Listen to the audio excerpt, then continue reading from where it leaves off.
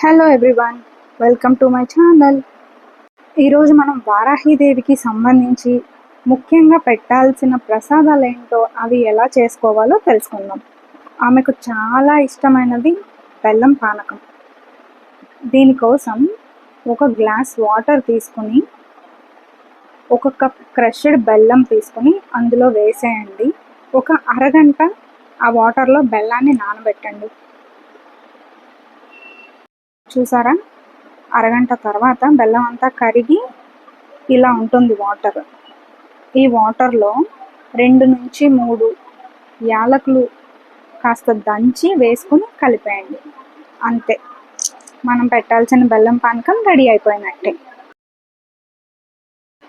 ముఖ్యంగా పెట్టాల్సిన ఇంకొక ప్రసాదం దద్దోజనం.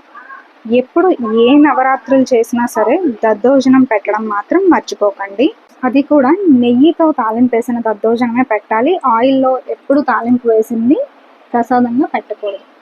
ఆ నెయ్యిలో ఆవాలు, జీలకర్ర, కాస్త మినప్పప్పు, 1/2 ఇంచి అల్లం, ఓ 4 పచ్చిమిర్చి వేసి బాగా ఫ్రై చేసిన తర్వాత అందులోనే ఒక చిటికెడు ఇంగువ వేసుకోండి.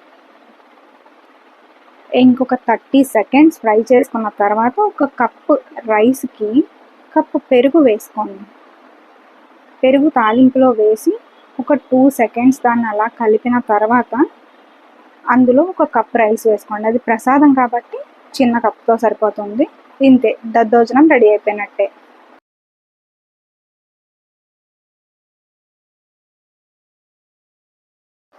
ఇప్పుడు అమ్మవారికి చాలా ఇష్టమైన పరమాన్నం చేసుకుందాం.